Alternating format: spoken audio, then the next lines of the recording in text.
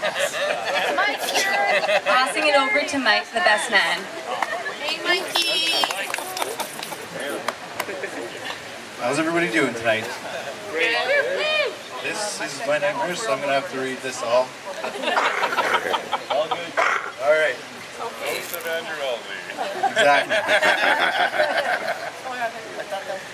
That's lovely, yeah. I was really honored and surprised that Andy asked me to be his best man.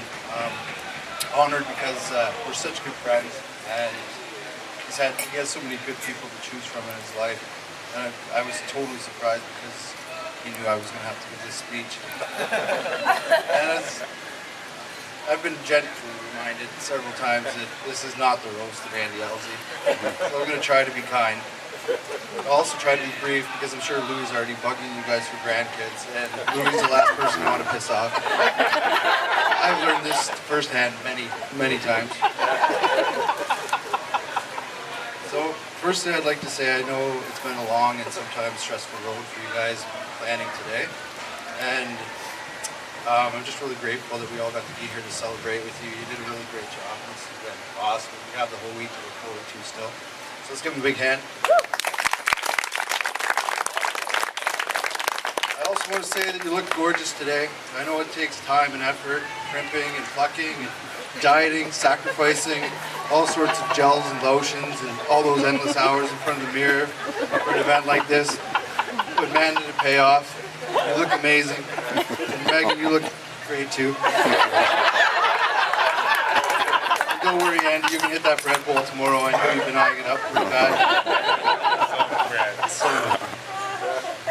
I met Andy back in university. A friend I was living with noticed him in psych class and figured because he wore Fox clothing all the time, he must have a dirt bike that we can mooch off of him.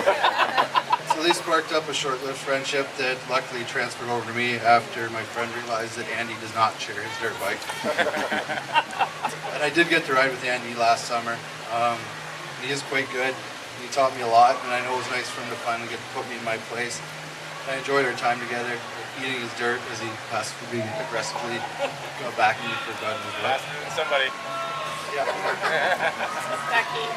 So in the beginning, Andy and I spent most of our time in my basement, killing brain cells, playing video games, foosball, darts, and jamming.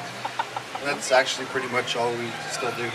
And consequently, is probably why I don't know Megan better than I do. But I don't blame her. When I'm trying to sing and Andy's on the drums, I'd probably rather not be there most of the time. It wasn't until Andy brought me over for dinner to meet the family that I realized how lucky I was to know him. Davey's an amazing chef, and I was a broke student with no family in Thunder Bay and a 9-foot stack of pizza boxes in my kitchen. And I'm sure Davey had seen my stack of pizza boxes. He would have been eating at my house more. That didn't happen. We love pizza. And I soon realized that I had a good in with the family. I didn't have to worry about being on my best behavior all the time.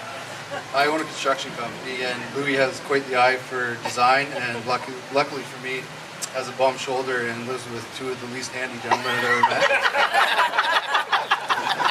This is true. I actually saw Andy try to cut a 2x6 once by drilling 25 holes in it. I don't know what he was expecting. He thought if he heard it enough, and he just quit.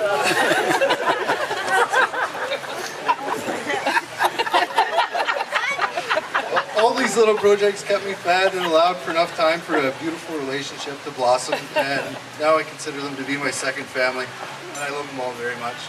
We love you.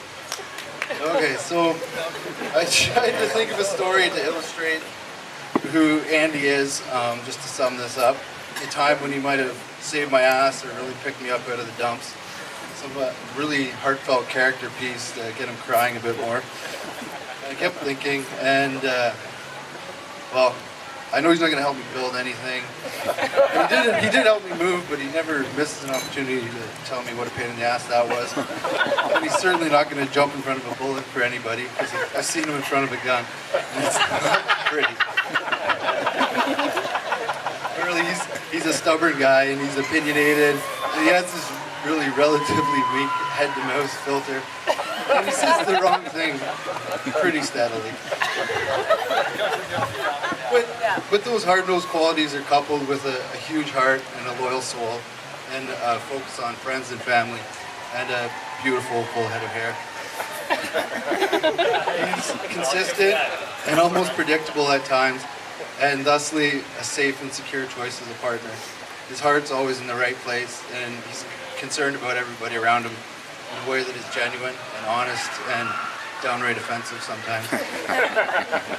He has a confidence that can only come from a supportive and loving family base that has the same convictions as he has. So Megan, when he says the wrong thing, and you know he will, when you want to choke him out, just remember it's because he loves you so much that he's such a dink. So I'm just going to end this with my hopes for you both. I hope in the years ahead, the trials and adventures to come, the good times and the bad, and all the wrong things said, that you remember why you're here today. You remember all the good you see in each other right now, and the hopes and dreams you're ready to share at this moment. And you only love and trust each other more and more every day. So, to Mr. and Mrs. Elsie, health, wealth, and happiness.